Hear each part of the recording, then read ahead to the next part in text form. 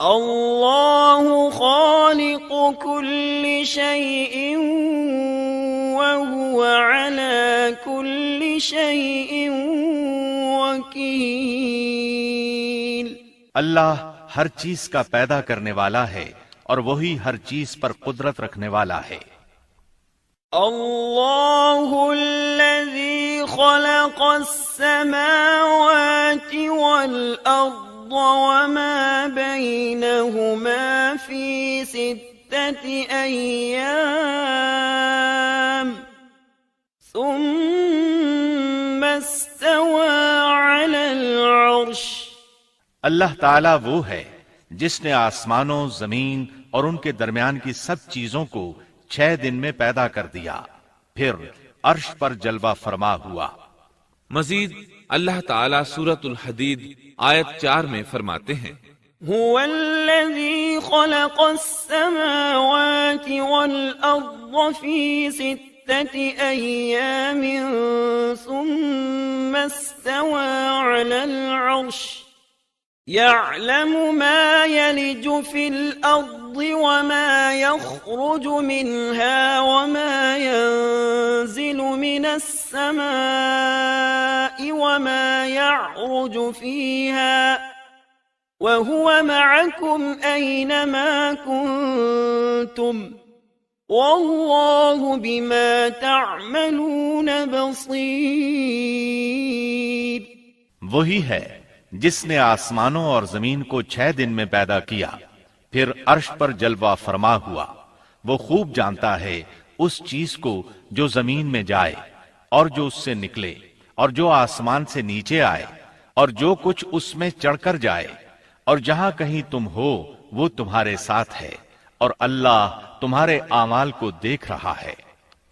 اسی طرح اللہ تعالیٰ سورہ ہود آیت 7 میں فرماتے ہیں، وَهُوَ الَّذِي خَلَقَ السَّمَاوَاتِ وَالْأَرْضَ فِي 6 أَيَّامٍ وَكَانَ عَرْشُهُ عَلَى الْمَاءِ۔ اور اللہ ہی وہ ذات ہے جس نے 6 دن میں آسمانوں اور زمین کو پیدا فرمایا اور اس کا عرش پانی پر تھا۔ امام احمد بن حنبل رحمت اللہ علیہ نے ابو رزین عقیلی سے بیان کیا ہے، انہوں نے کہا، یا رسول اللہ، أين كان ربنا عز وجل قبل أن يخلق السماوات والأرض؟ فقال صلى الله عليه وسلم، كان في عماء ما فوقه هواء وما تحته هواء ثم خلق عرشه على الماء۔ اے اللہ کے رسول صلی اللہ علیہ وسلم، آسمانوں اور زمین کو پیدا کرنے سے پہلے ہمارا پروردگار کہاں تھا؟ آپ نے فرمایا عما میں تھا، یعنی اللہ کے سوا کچھ بھی نہ تھا، نہ اس کے اوپر ہوا تھی اور نہ اس کے نیچے ہوا تھی، مطلب یہ کہ کچھ نہ تھا، پھر اس نے پانی پر اپنا عرش پیدا کیا۔ گویا یہ تھی مخلوق کی ابتدا۔ امام احمد، امام ترمذی، امام ابو داود اور بہت سے دوسرے محدثین رحمہم اللہ نے سیدنا عبادہ بن صامت رضی اللہ عنہ کی روایت بیان کی ہے۔ وہ کہتے ہیں، سمعت رسول اللہ صلی اللہ علیہ وسلم يقول ان اول ما خلق اللہ تبارک وتعالی القلم ثم قال له اكتب فجرى في تلك الساعة بما هو كائن إلى يوم القيامة۔ میں نے رسول اکرم صلی اللہ علیہ وسلم کو فرماتے ہوئے سنا، آپ فرما رہے تھے، بلا شبہ اللہ نے سب سے پہلے قلم کو پیدا کیا، پھر اللہ نے اس کو حکم دیا لکھ، چنانچہ وہ اسی وقت چل پڑا اور قیامت کے دن تک ہونے والی ہر چیز لکھ دی۔ یہ اللہ تعالیٰ کا علم تھا جس کو قلم نے اس کے حکم کے مطابق لوح محفوظ پر لکھا۔ امام مسلم رحمت اللہ علیہ نے سیدنا عبداللہ بن عمرو بن عاص رضی اللہ عنہما کی روایت بیان کی ہے، اس میں سب سے پہلی چیز کے بارے میں وضاحت کی ہے اور جمہور فقہا کی رائے بھی یہی ہے۔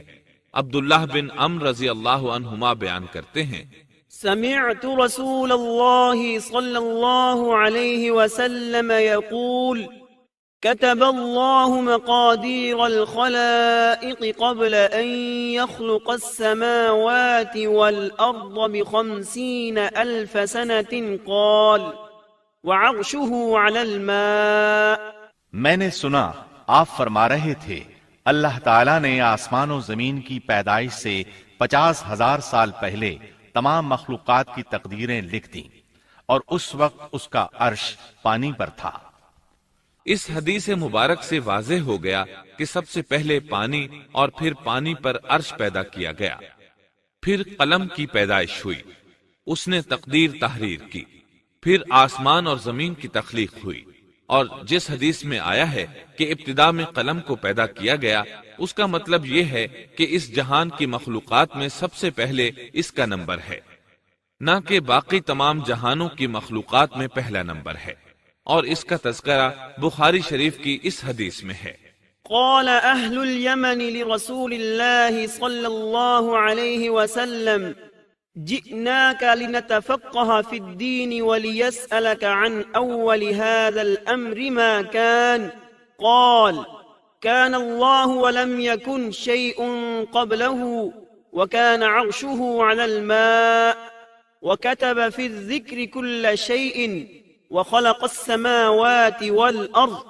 یمن سے آئے ہوئے ایک وفد نے رسول اللہ صلی اللہ علیہ وسلم سے کہا، ہم آپ کے پاس دین کی سمجھ اور ابتدائے خلق کے بارے میں پوچھنے کے لیے آئے ہیں، یہ کہ سب سے پہلے کیا چیز تھی؟ آپ نے فرمایا اللہ تھا، اس سے پہلے کوئی چیز نہ تھی، اس کا عرش پانی پر تھا، پھر اس نے لوح محفوظ پر ہر چیز لکھ دی اور آسمان اور زمین کو پیدا کیا، یعنی ابتدا میں پانی پر عرش کی تخلیق ہوئی، پھر قلم کی پیدائش ہوئی، اس نے سب کچھ لکھ دیا۔ علماء کرام کا بیان ہے، قلم کے فوراً بعد لوح محفوظ کو پیدا کیا گیا، چنانچہ قلم نے لوح محفوظ میں ہر چیز لکھ دی۔ اس کے بعد کائنات کی باقی مخلوقات اور آسمان و زمین کی پیدائش معرض وجود میں آتی گئی۔ اشیاء کی پیدائش والی ترتیب میں علماء کرام کے کئی اقوال ہیں، اور ہم نے آپ کے سامنے جمہور علماء اور فقہا کی پسندیدہ اور راجح ترتیب پیش کی ہے۔ آسمان اور زمین کی مخلوقات کی ترتیب کیا ہے، اس بارے میں امام مسلم رحمت اللہ علیہ نے سیدنا ابو ہریرہ رضی اللہ عنہ کی روایت پیش کی ہے۔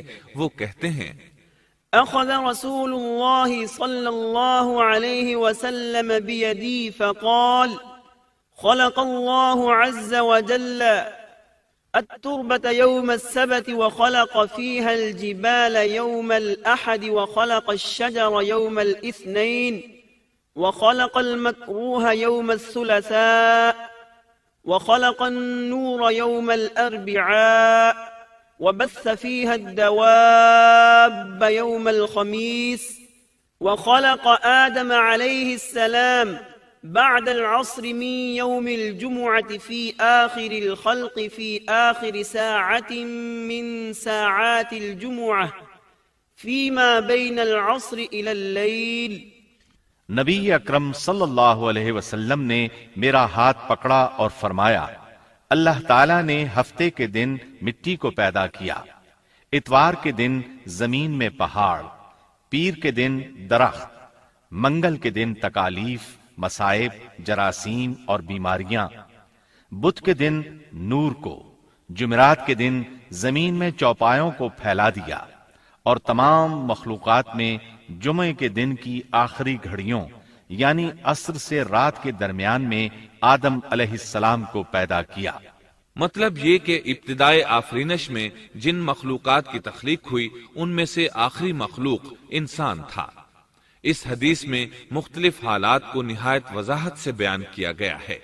اس سے بخوبی پتہ چل گیا کہ ابتدائی مخلوقات کی ترتیب کیا تھی۔ ان میں سے آخری نمبر آدم علیہ السلام کا تھا، جبکہ آدم علیہ السلام نسل انسانی میں سب سے پہلے اور تمام انسانوں کے باپ ہیں۔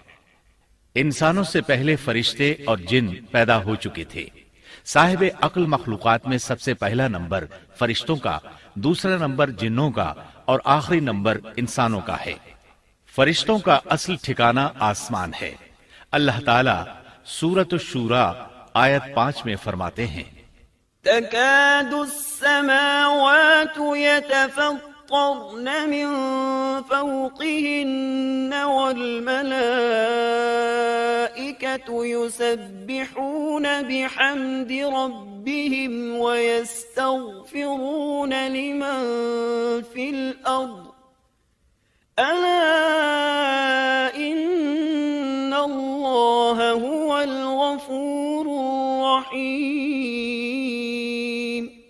قریب ہے کہ آسمان اپنے اوپر سے پھٹ پڑے اور تمام فرشتے اپنے رب کی تسبیح اور تحمید بیان کر رہے ہیں اور زمین والوں کے لیے استغفار کر رہے ہیں۔ خبردار اللہ تعالی معاف کرنے والا رحمت کرنے والا ہے۔ مسلم شریف میں ہے، سیدہ عائشہ صدیقہ رضی اللہ عنہا سے روایت ہے کہ نبی اکرم صلی اللہ علیہ وسلم نے فرمایا خلقت الملائكة من نور وخلق الجان من نار وخلق آدم مما وصف لكم۔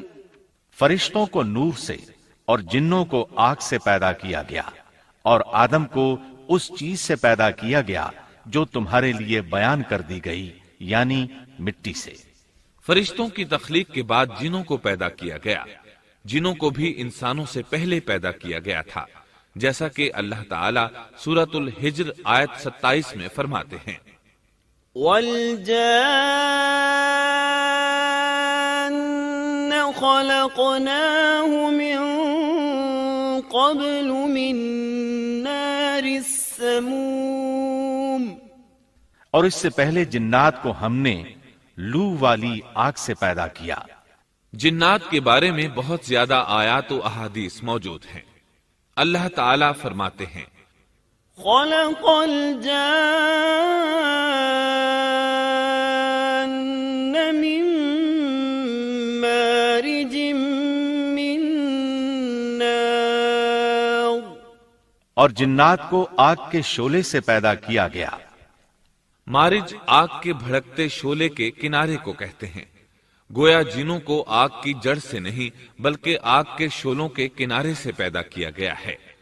قرآن مجید میں اللہ تعالیٰ نے ابلیس شیطان کا قول نقل کیا ہے خلقتنی من نار۔ تو نے مجھے آگ سے پیدا کیا۔ اسی طرح پہلے بھی بیان ہو چکا ہے کہ اللہ نے فرمایا وَالْجَانَّ خَلَقْنَاهُ مِن قَبْلُ مِن نَّارِ السَّمُومِ۔ اور اس سے پہلے جنات کو ہم نے لو والی آگ سے پیدا کیا۔ یہ ہے جنات کی اصل اور بنیاد۔ ابلیس ملعون بھی جنات میں سے ہے، اور اس مسئلے میں کسی کو تردد اور شبہ نہیں ہونا چاہیے، اس لیے کہ قرآن مجید میں ہے إِلَّا إِبْلِيسَ كَانَ مِنَ الْجِنِّ۔ اور ابلیس جنوں میں سے تھا۔ مطلب یہ کہ وہ فرشتوں میں سے نہیں تھا۔ حسن بصری رحمت اللہ علیہ فرماتے ہیں وہ پلک جھپکنے کے برابر بھی فرشتوں کی جنس میں داخل نہیں ہوا، اور نہ ہی وہ کبھی فرشتوں میں شمار ہوا ہے۔ وہ جنات میں سے ہے کیونکہ اس نے خود اقرار کیا تھا خلقتنی من نار۔ اے اللہ تو نے مجھے آگ سے پیدا کیا ہے۔ اگر یہ فرشتہ ہوتا تو اس وقت کہتا اے اللہ تو نے مجھے نور سے پیدا کیا ہے۔ اس لیے ابلیس کا جن ہونا روز روشن کی طرح عیاں ہے۔ سیدنا عبداللہ بن عمرو رضی اللہ عنہما اور سیدنا عبداللہ بن عباس رضی اللہ عنہما فرماتے ہیں آدم علیہ السلام سے 2000 سال پہلے جنات پیدا کیے گئے۔ وہ ہماری اس زمین پر رہائش پذیر تھے۔ آہستہ آہستہ وہ فسق و فجور میں مبتلا ہو گئے۔ جب وہ فتنہ فساد میں حد سے بڑھ گئے، ناحق خون بہانے لگے، تو اللہ تعالیٰ نے ان کی طرف فرشتوں کا عظیم لشکر بھیجا۔ ان سے جنات کی زبردست مارکہ آرائی ہوئی۔ اس مارکا آرائی میں فرشتوں نے جنات کو تہس نہس کر دیا اور وہ سمندروں کی جزیروں میں پناہ لینے پر مجبور ہو گئے۔ زمین کے ہر بر اعظم سے انہیں جلا وطن کر دیا گیا، چنانچہ آج تک ان کا مسکن یہی جزیرے اور عظیم مراکز ہیں۔ یہ واقعہ آدم علیہ السلام کی تخلیق سے پہلے ہو چکا ہے۔ احادیث مبارکہ میں ہے کہ ابلیس ملعون کا ایک تخت ہے اور وہ تمام جنات کا سردار اور حکمران ہے۔ اس کا شاہی تخت پانی پر ہے، اگرچہ اس کی متعین جگہ ہمیں معلوم نہیں۔ یہاں تک ذکر تھا سیدنا آدم علیہ السلام کی پیدائش سے پہلے کا۔ اب ہم ذکر شروع کرتے ہیں آدم علیہ السلام کا۔ اللہ تعالیٰ فرماتے ہیں، وَمَا خَلَقْتُ الْجِنَّ وَالْإِنسَ إِلَّا لِيَعْبُدُونَ، اور میں نے جنوں اور انسانوں کو اپنی عبادت کے لیے پیدا کیا ہے۔ اللہ تعالیٰ نے ہمارے باپ کو کیوں پیدا فرمایا، ہمیں کیوں پیدا فرمایا؟ تاکہ ہم اس کی عبادت کریں، اگرچہ وہ عبادت کا محتاج نہیں، وہ تو بے نیاز ہے، البتہ ہم اس کے محتاج ہیں۔ اس کے اسماء بہترین اور حسین ہیں، وہ عالی شان صفات کا مالک ہے۔ اس نے اپنے ناموں کے آثار ظاہر کرنے کے لیے مخلوق کو پیدا فرمایا، رحمت کے آثار، قدرت کے آثار، جبر اور طاقت کے آثار اور حکمت کے آثار ظاہر کرنے کے لیے مخلوقات کو پیدا فرمایا، ورنہ وہ کسی چیز کا محتاج نہیں۔ آدم علیہ السلام کی تخلیق سے پہلے ہی اس بارے میں اللہ تعالیٰ کا فرشتوں سے مکالمہ ہوا۔ اللہ تعالیٰ نے فرمایا، وَإِذْ قَالَ رَبُّكَ لِلْمَلَائِكَةِ إِنِّي جَاعِلٌ فِي الْأَرْضِ خَلِيفَةً، اور جب تیرے رب نے فرشتوں سے کہا میں زمین میں ایک خلیفہ بنانے والا ہوں۔ خلیفہ سے مراد ہے نائب، اور یہ کہ اس کی نسل میں سے ہر ایک دوسرے کا خلیفہ ہوگا۔ جبکہ سیدنا ابو بکر صدیق رضی اللہ عنہ نبی اکرم صلی اللہ علیہ وسلم کے خلیفہ ہوئے، سو اللہ نے ایک خلیفہ بنانے کا ارادہ فرمایا جو زمین میں حکومت کرے اور اس کو آباد کرے۔ چنانچہ اللہ تعالیٰ نے فرمایا، هُوَ أَنشَأَكُم مِّنَ الْأَرْضِ وَاسْتَعْمَرَكُمْ فِيهَا، اللہ تعالیٰ نے تمہیں زمین سے پیدا کیا اور اسی نے اس زمین میں تمہیں بسایا ہے۔ اللہ تعالیٰ کا ارادہ ہوا کہ زمین کو آباد کروائے، جبکہ جن اس قابل نہیں تھے، کیونکہ ان میں اس قدر عقل و دانش نہیں تھی کہ زمین کو پر رونق اور سرسبز و شاداب رکھ سکیں۔ علماء جنات کے بارے میں کہتے ہیں ان کا سب سے بڑا عقل مند جن انسانوں کے 10 سالہ بچے کے برابر عقل رکھتا ہے، اس لیے زمین کو آباد کرنے کی صلاحیت اللہ تعالیٰ نے انسان کو بخشی۔ اللہ نے انسان کو بہترین ڈھانچے اور حسین ترین شکل و صورت سے نوازا، پھر اپنی روح اس میں پھونکی۔ فرشتوں نے اس سے سوال کیا، قالوا أتجعل فيها من يفسد فيها ويسفك الدماء ونحن نسبح بحمدك ونقدس لك قال إني أعلم ما لا تعلمون، ایسی مخلوق کو کیوں پیدا کرتا ہے جو زمین میں فساد کرے اور خون بہائے، اور ہم تیری تسبیح، حمد اور پاکیزگی بیان کرتے ہیں۔ اس کے جواب میں اللہ نے فرمایا، جو میں جانتا ہوں تم نہیں جانتے۔ دراصل فرشتوں نے کسی طرح معلوم کر لیا تھا کہ آدم کی اولاد زمین میں فساد کرے گی، خون ریزی کرے گی، لیکن انہوں نے یہ بات اعتراض کے طور پر نہیں کہی تھی، کیونکہ ایسا اعتراض تو گناہ ہے، اور فرشتے پلک جھپکنے کے برابر اللہ کی معصیت اور نافرمانی نہیں کرتے، جیسا کہ ارشاد ہوتا ہے، بل عباد مکرمون لا يسبقونه بالقول وهم بأمره يعملون، بلکہ وہ تو نہایت معزز عبادت گزار ہیں، کسی بات میں اللہ پر پیش دستی اور سبقت نہیں کرتے اور اس کے حکم پر عمل کرتے ہیں۔ اسی طرح ارشاد ہوتا ہے، لا يعصون الله ما أمرهم ويفعلون ما يؤمرون۔ اللہ کے حکم کی نافرمانی نہیں کرتے بلکہ جو حکم دیا جائے بجا لاتے ہیں۔ اس لیے فرشتوں کا یہ پوچھنا وضاحت طلبی کے لیے تھا۔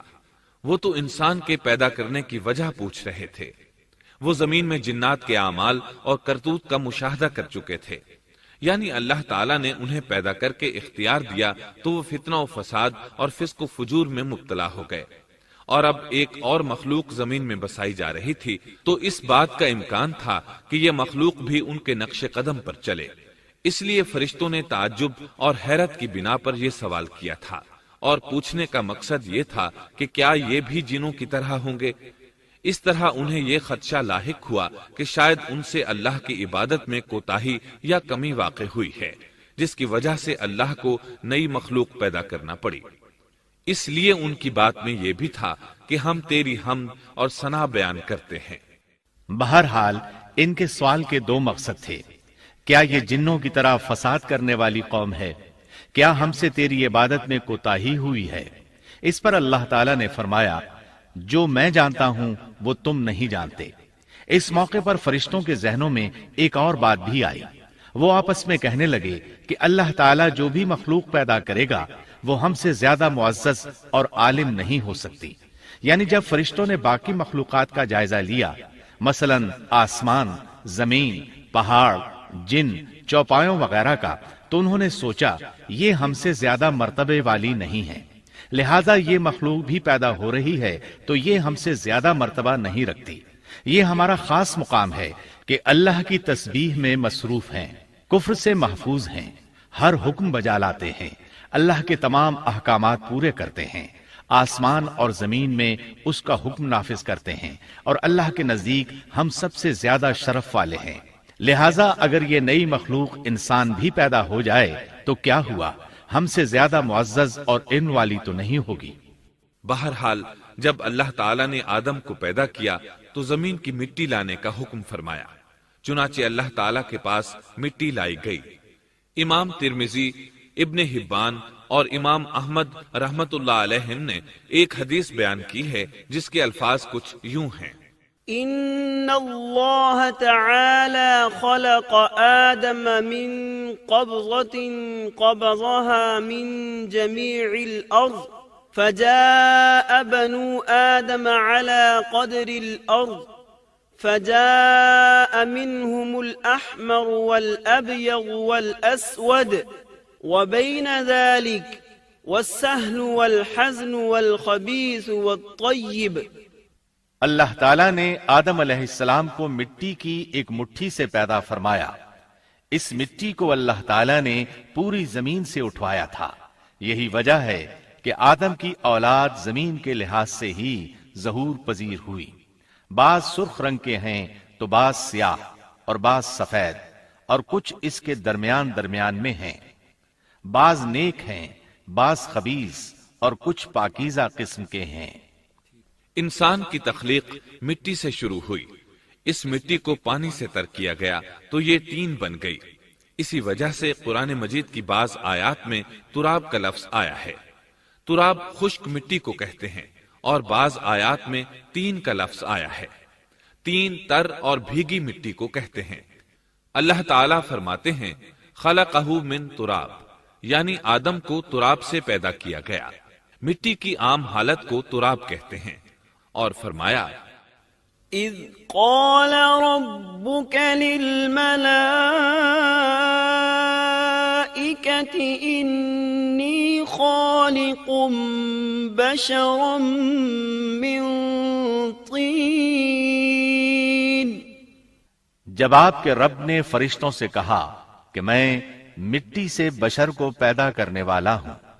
جب اس مٹی کو پانی سے زیادہ بھگویا گیا تو وہ لیسدار ہونا شروع ہو گئی، اسی لیے اللہ تعالیٰ نے فرمایا، إنا خلقناهم من طين لازب ہم نے انسان کو لیسدار اور چپکنے والی مٹی سے پیدا کیا.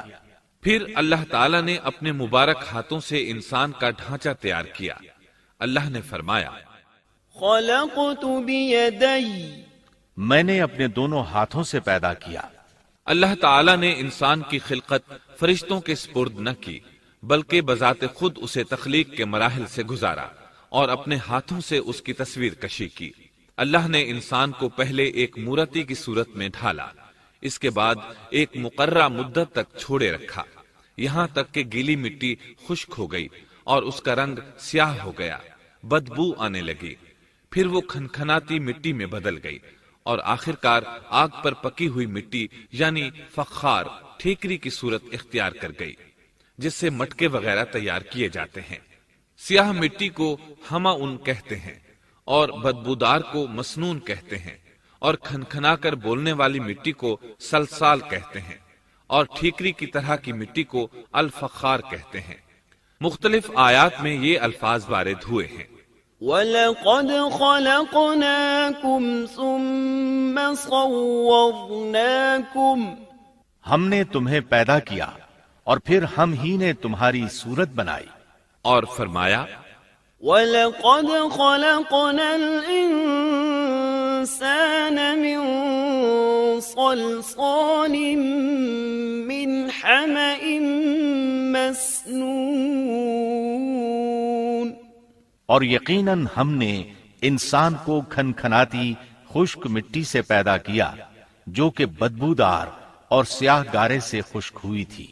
اور فرمایا خلق الانسان من صلصال كالفخار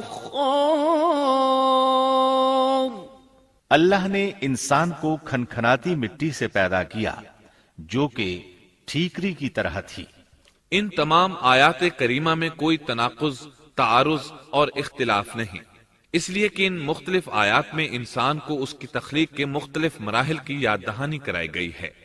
خلاصہ کلام یہ ہوا کہ تخلیق کے عمل کا پہلا مرحلہ تراب تھا یعنی عام حالت والی خشک مٹی، پھر تین یعنی بھگوئی ہوئی مٹی، پھر لیسدار مٹی یعنی سلسال، پھر ٹھیکری کی طرح کی مٹی یعنی فخار. اور یہ کام جمعے کی آخری گھڑی میں کیا گیا. اور یہ دن اللہ کے لحاظ سے شمار ہونے والے دنوں میں سے ہمارے دنوں کی طرح نہ تھا. ہمارے اور اللہ کے دن مختلف ہیں. تخلیق آدم دراصل اللہ کا کرشمہ ہے. انسانوں کو ایک صورت عطا کی گئی. اس مرحلے کا تذکرہ بخاری اور مسند احمد کی ایک روایت میں ہے. خلق اللہ آدم وطوله 60 ذراعا فكل من يدخل الجنة على صورة آدم فلم يزل الخلق ينقص حتى الآن. اللہ نے آدم کو پیدا کیا اور ان کا قد 60 ہاتھ یا 60 میٹر لمبا تھا. تمام جنتی لوگ اس قد آدم کے ساتھ جنت میں داخل ہوں گے اور اس وقت سے لے کر آج تک مخلوق کا قد کم ہوتا چلا آ رہا ہے. بعد والے لوگ گزشتہ زمانے کے لوگوں سے ہمیشہ چھوٹے قد کے ہوتے چلے آ رہے ہیں. بہرحال سب سے پہلے اور سب سے لمبے انسان آدم علیہ السلام تھے. امام احمد نے منفرد طور پر ایک روایت بیان کی ہے. اس میں رسول اکرم صلی اللہ علیہ وسلم نے آدم علیہ السلام کی لمبائی 60 ہاتھ یعنی 60 میٹر اور چوڑائی 7 ہاتھ بیان فرمائی ہے. سبحان اللہ! سیدنا آدم کس قدر ضخیم اور عظیم مخلوق تھے. صحیح مسلم اور مسند احمد کی روایت میں ہے لما خلق الله آدم تركه ما شاء أن يدع فجعل إبليس يطيف به ينظر إليه فلما رآه أجوف عرف أنه خلق لا يتمالك. اللہ نے آدم کو پیدا کیا تو اسے اپنی منشا کے مطابق کچھ عرصہ ڈھانچے کی صورت میں چھوڑے رکھا. ابلیس اس کے